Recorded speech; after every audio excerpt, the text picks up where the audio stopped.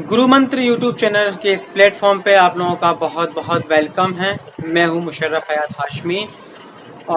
आज special 11th class के जो स्टूडेंट्स हैं, इवन वो सीबीएसई वाले हों या फिर वो यूपी बोर्ड वाले हों, मैथमेटिक्स का एक टॉपिक लेकर के आए हैं और वो टॉपिक है आपका सेट के बारे में पढ़ना, यानी कि आप लोगों का पहला चैप्टर शुरू होता है सेट से। ओके स्टूडेंट्स, ध्यान देना होगा कि सेट्स जो हम पढ़ते हैं इसका बेसिक कॉन्सेप्ट क्या है, सबसे पहले हमें ये जानना होगा और फिर इसके कॉन्सेप्ट के हिसाब से सारी चीजें किस तरीके से क्लेरिफाई की जा सकती हैं, किस तरीके से इनका बेस बनता है और उस बेसिक कॉन्सेप्ट के आधार पर हम बहुत सारी प्रॉब्लम्स को कैसे सॉल्व करने वाले हैं।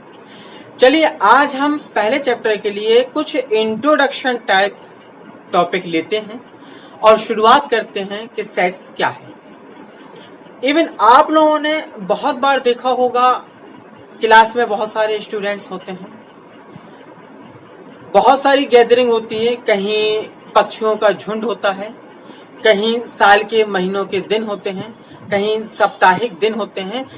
हर एक एरियाज का एक पार्टिकुलर विशेषता के हिसाब से एक ग्रुप का क्रिएटिविटी होती है।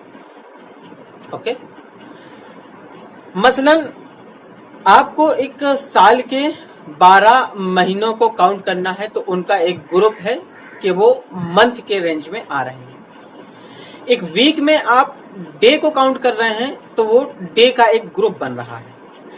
आर्मी जो सेना होती है उसका एक ग्रुप होता है, या बाजार है या कोई फंक्शन हो रहा है उसमें बहुत सारे लोग अलग अलग पार्टिसिपेट कर रहे हैं। तो इस तरीके के प्लेटफॉर्म को अगर हम मैथमेटिकल लैंग्वेज में समझें तो उसको हम सेट्स के नाम से जानते हैं। This is called sets. Okay समझ लें, सभी के लिए है, हिंदी मीडियम और इंग्लिश मीडियम दोनों वालों के लिए, तो दोनों ही लैंग्वेज को लेकर के चलते हैं। अब अगर हमने ये देखा कि सेट मतलब किसी पार्टिकुलर ग्रुप को हम सेट कहते हैं, तो सबसे पहला काम यह है कि हम इसको रिप्रेजेंट कैसे करते हैं। जो आपके इंग्लिश के अल्फाबेट कैपिटल लेटर होते हैं उससे हम सेट को रिप्रेजेंट करते हैं। It means in B always in capital letter. Okay तो कोई भी सेट है उसे हम capital letter as A B C and whatever, किसी भी सेट को अगर हमें रिप्रेजेंट करना है तो उसका सिंबलाइज करना है तो उसको हम A B C D whatever and any other के फॉर्म में रिप्रेजेंट कर सकते हैं।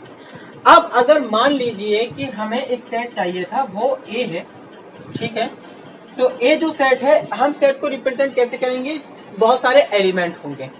बहुत सारे एलिमेंट का मतलब ये हुआ कि आपको ये समझना होगा, एलिमेंट का मतलब जैसे कि अगर हमने कह दिया 1 to 10 नेचुरल नंबर या 1 to 5 टू नेचुरल नंबर या first 5 natural number, it means 1 2 3 4 and 5। Then 1 2 3 4 and 5 it is elements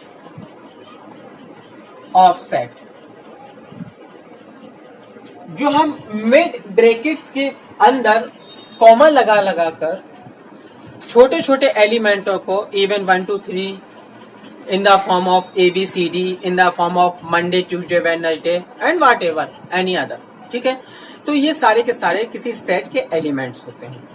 अब एलिमेंट्स को हमने पार्टिकुलर एक एक एलिमेंट्स के बीच में अगर हमने कॉमा लगा दिया और उसको हमने मिड ब्रैकेट में बंद कर दिया तो ये पूरा का पूरा क्या बन गया, आपका एक सेट बन गया। तो सेट को हमें कैपिटल लेटर से रिप्रेजेंट करना था या डिनोटेड करना था, एंड जो एलिमेंट है उसको स्मॉल लेटर में, मान लीजिए कि हम वोवेल्स निकाल रहे हैं अल्फाबेट के, इंग्लिश अल्फाबेट के, तो A E I O and U, then the elements A E I O U as A elements of set A. तो इसे हमने स्मॉल लेटर से रिप्रेजेंट किया एंड सेट को हमने कैपिटल लेटर से रिप्रेजेंट किया, व्हाट एवर बी और सी, एनीवे कुछ भी हो सकता है, ठीक है। तो ये तो हो गई आपकी कहानी कि एक सेट को हम किस तरीके से रिप्रेजेंट करते हैं। एज ए कैपिटल लेटर और एलिमेंट्स को एज ए स्मॉल लेटर, और अगर इंग्लिश अल्फाबेट नहीं है तो फिर एनी अदर वो सारे के सारे एलिमेंट्स कराएंगे एज ए डे ऑफ या as a counting 1 2 3 4 prime number, even number और नंबर एनी अदर। ठीक, अब सबसे पहला काम ये होता है कि ये आपका सेट्स है और ये आपके एलिमेंट्स हैं। अब हमें ये समझना होगा, मान लीजिए कि ये जो सेट है आपका 1 2 3 4 5 ये एलिमेंट्स थे, तो एलिमेंट्स अपने ग्रुप को, अपने सेट को बिलोंग कर रहे हैं। तो बिलोंग्स टू का एक साइन होता है जो कि इस तरीके से होता है, तो हम इसको लिख सकते हैं 2 बिलोंग्स टू ए। इसका मतलब ये हुआ कि 2 ए को बिलोंग कर रहा है। ठीक है, 2 बिलोंग्स टू ए, 2 ए को बिलोंग कर रहा है। बट अगर मान लीजिए हम यहाँ पर फॉर दिस सेट अगर हम ये लिखें कि 6 belongs to A, it is false my statement, because 6 element तो यहाँ पर इंक्लूड है नहीं। तो जब 6 एलिमेंट ए को बिलोंग नहीं कर रहा है तो हम इसको पढ़ेंगे 6 डज नॉट बिलोंग्स टू ए, मतलब 6 ए को बिलोंग नहीं करता है बल्कि 2 ए को बिलोंग कर रहा है। तो अगर कोई एलिमेंट किसी सेट को बिलोंग नहीं कर रहा तो डज नॉट बिलोंग्स टू है, और कोई एलिमेंट सेट को बिलोंग कर रहा तो वो बिलोंग्स टू है। ये तो बिलोंग्स टू की काइंड हो गई। साथ ही साथ एक चीज और याद रखना होगी कि अगर हम इस साइन का यूज कर रहे हैं, बिलोंग्स टू साइन का यूज कर रहे हैं, तो ये डेफिनेटली मान के चलिए कि one side of as A left side element ही होगा एंड राइट साइड सेट होगा। दोनों साइड सेट नहीं हो सकते, दोनों साइड एलिमेंट नहीं हो सकते। मतलब लेफ्ट साइड में आपका एलिमेंट होगा तो वो एलिमेंट ही बिलोंग करवाएगा किसी सेट को, then we can use this type symbol as A belongs to. ये तो हो गई बिलोंग्स टू की कहानी। अब जो सेट है, इस सेट के कई टाइप्स भी होते हैं, किस किस तरीके से हम सेट को रिप्रेजेंट करते हैं और किस किस टाइप के सेट हो सकते हैं। तो चलिए देखते हैं कि सेट के टाइप्स कितने होते हैं और किस टाइप से होते हैं। ठीक है, अब सबसे पहला अगर हम बात करें तो एक होता है आपका निल सेट, ठीक है, या एम्प्टी सेट भी इसे हम कह सकते हैं, निल सेट या empty set. It means have no element. Okay? In simple way, it means have no element. मतलब एक भी अवयव नहीं होना चाहिए। It is called nil set और empty set. ठीक है, अगर हम इसको रिप्रेजेंट करेंगे तो हम इसको 5 से रिप्रेजेंट कर सकते हैं, nil set। ठीक है, इसमें कोई भी आपका एलिमेंट नहीं होगा, या फिर हम मिड ब्रैकेट के थ्रू भी यूज कर सकते हैं। शर्त यह है कि इसके अंदर कोई भी एलिमेंट नहीं होना चाहिए। अगर मान लीजिए कोई एलिमेंट हो रहा है, आपने 5 मिड ब्रैकेट में रख दिया तो ये निल सेट नहीं कहलाएगा बल्कि सिंगलेट सेट कहलाएगा, एकल समुच्चय कहलाने लगेगा। ठीक है, तो केवल 5 से अगर हम रिप्रेजेंट कर रहे हैं तभी वो निल सेट होगा, अदरवाइज वो निल सेट नहीं होगा। Now second, finite set it means, सीधी से लैंग्वेज में अगर हम बात करें तो हम ये कह सकते हैं कि जिसका एंड होता है, एंड हमको पता हो, मतलब काउंटेबल चीज हो। अगर किसी भी चीज को हम काउंट कर सकते हैं, उसका हमें एंड पता है, तो वो फाइनाइट है। मान लीजिए अगर हमने कहा कि एक वीक में जो डेज होते हैं वो कितने डेज होते हैं या कौन कौन से डेज होते हैं, तो वो फाइनाइट सेट के अकॉर्डिंग आएगा, क्योंकि वो काउंटेबल है, उसे हम गिन सकते हैं और बता सकते हैं कि केवल और केवल 7 दिन होते हैं।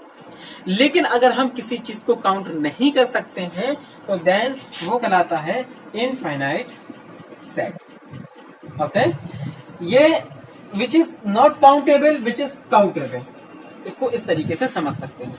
अगर हमने कह दिया इसमें नेचुरल नंबर जो है इसका सेट, तो नेचुरल नंबर तो 1 2 3 4 5 एंड 2 2 2 2 इनफाइनाइट, अब हम काउंट नहीं कर सकते, कहीं तक भी जा सकता है, तो it is called infinite set. And अगर हमने कह दिया फर्स्ट 10 नेचुरल नंबर और फर्स्ट 10 इवन नंबर और first 10 odd number or prime number, whatever any other, then it is called finite set. ठीक है, तो ये फाइनाइट एंड इनफाइनाइट और निल सेट कहलाया। ठीक, अब अगर हम इसके बाद बात करें तो एक होता है सिंगलेट सेट, जो कि हम यहां पर कर रहे थे। Singlet set it means which have only one element. Okay students, केवल एक एलिमेंट जिसके पास होता है उसे हम सिंगलेट सेट के नाम से जानते हैं। ठीक है, केवल एक सेट होगा उसमें। एज ए एग्जाम्पल अगर हमने कह दिया only even prime number, it means 2, और ये केवल और केवल एक ही होगा। सम अभाज्य संख्या सिर्फ एक होती है, तो ये क्या हो गया? सिंगलेट नंबर हो गया। इसी तरीके से अगर हम एक निल सेट की बात करें, nil set it means X square is equal to 4 हो। ठीक है, और हम कहते हैं कि इसमें एक इवन नंबर निकालिए, तो इससे क्या कभी इवन नंबर आ सकता है? नहीं आएगा, +2 आएगा और -2 आएगा, तो कोई भी एलिमेंट नहीं आया। और वो यही कहता था हैव नो एलिमेंट, कोई भी एलिमेंट नहीं होना चाहिए। अगर हम यूं भी कह दें कि महीने के 32वां दिन या 33वां दिन, तो ये भी किसके अंतर्गत आएगा? निल सेट के। क्यों? क्योंकि ऐसा पॉसिबल ही नहीं है। ठीक है, तो आपको उम्मीद करते हैं कि इतनी चीज समझ में आई होगी। आगे चलते हैं। ये तो आपका हो गया nil set, finite set, singleton set. अब एक और सेट होता है जिसकी हम बात करते हैं, उसे हम कहते हैं equal set. Equal set it means similarly A is equal to B. Now let's A is equal to 1, 2 and 3 and B is equal to 2, 1 and 3, which have 3 element and which have 3 element और same element 1, 2, 3 and 1, 2, 3। इसमें order आपको miss guide नहीं करता। किसी भी order में अगर element रखे हुए हैं तो वो सारे के सारे एलिमेंट आपके माने जाएंगे। It means A is equal to B। Now ये जो सेट हैं आपके A और B, ये आपके इक्वल सेट कहलाएंगे। ओके, अब हम चलते हैं एक तरफ और एक चीज और देख लें। जैसे मान लीजिए कभी डबल टाइम हो, जैसे हम फॉलो लिखें, ठीक है, तो अगर हम एक सेट में ये लिख रहे हैं कि फॉलो का एक हम सेट बनाएं, तो इसमें होता क्या है कि जो डबल टाइम एलिमेंट आता है उसको हम नहीं लिखते हैं। Sufficient is equal to FOLNW, यानी डबल टाइम हम कोई भी एलिमेंट नहीं लिखते हैं। सफिशिएंट है एक बार एलिमेंट को लिखने से। ओके स्टूडेंट्स,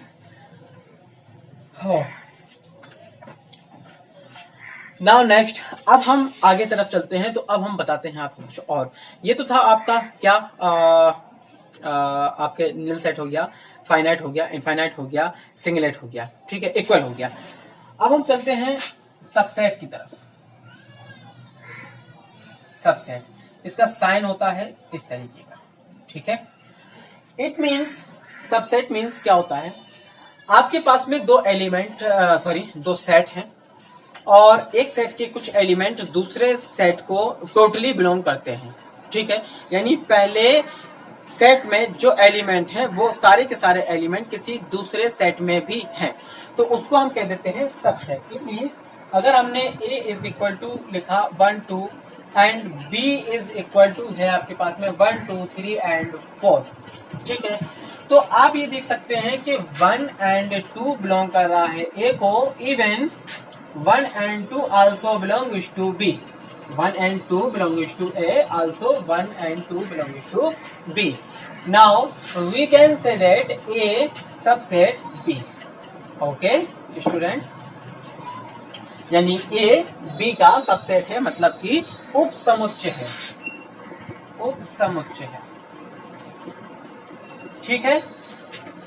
अगर कहीं कंडीशन ऐसी होती कि A is equal to 1 and 2 और यहां पर भी 1 and 2 होता, तो A 1 and 2 belongs to A and also 1 and 2 belongs to B, and अगर हम इसको समझें तो A subset B and B subset A. क्यों?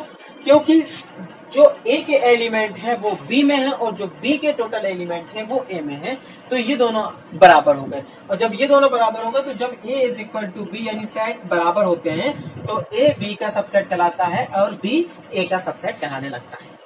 ठीक है, इसमें आल्सो एक कंडीशन और समझेंगे कि जो सबसेट होता है उपसमुच्चय होता है, हर एक सेट, इससे एक रिजल्ट निकल करके आ सकता है।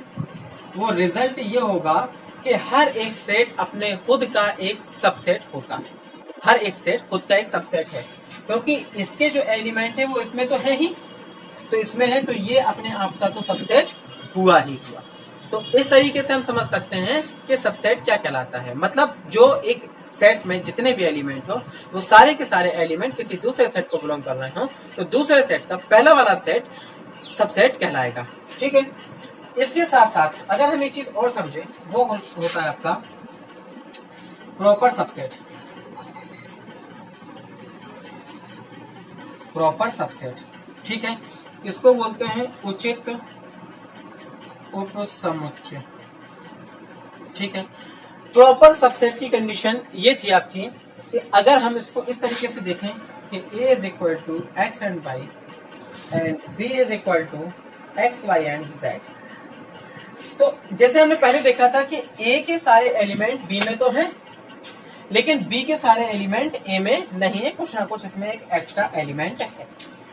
Now we can say that a subset b, a subset b मतलब a b का प्रॉपर सबसेट है।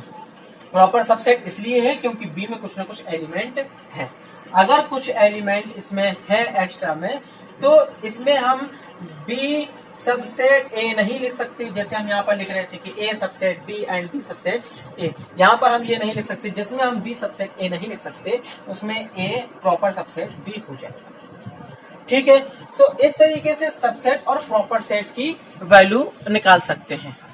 इसके आगे एक चीज और देखते हैं, ये था आपका सबसेट एंड प्रॉपर सबसेट। ठीक है, अब आता है आपका एक पावर सेट। ये होता है घात समुच्चय। ठीक है, पावर सेट या घात समुच्चय। इससे पहले हम सबसेट की संख्या पढ़ लें। ठीक है, किसी सेट की कितने सबसेट हो सकते हैं, किसी सेट के कितने सबसेट हो सकते हैं। तो number of subset is equal to 2 की power n, which is n is equal to number of element। okay, set के नंबर ऑफ एलिमेंट कहलाता है। It means a is equal to 1 and 2। now the element 2 element, okay, number of element is 2। number of element is 2, so total number of subset of set A is equal to 2 की power n। now we can get n is equal to 2 element, so 2 की power 2 is equal to 4। now the number of subset of the set A is equal to 4। now we can say that अब हमें 4 subset चाहिए इसके, तो हम कैसे निकालेंगे। सबसे पहले जो निल सेट होता है वो सभी का सबसेट होता है। जो निल सेट 5 होता है वो सभी का सबसेट होता है। ओके, तो 5 हो गया एक। फिर अब हम सिंगलेट लेंगे। एक 1 हो गया आपका सबसेट, एक 2 हो गया आपका सबसेट, क्योंकि ए 1 2 को बिलोंग करेगा ना, और 2 भी 1 2 को बिलोंग करेगा, और 1 2 तो 1 2 को बिलोंग करेगा ही करेगा। तो 1 2 एंड 3 एंड 4 ये आपका क्या हो गया, सबसेट की संख्या हो गई। नंबर ऑफ सबसेट निकल करके आ गए। किसी भी सेट की बात करें अगर 3 एलिमेंट होते तो 2 की पावर 3 होता और इसके सबसेटों की संख्या जो होती वो आपकी 8 होती।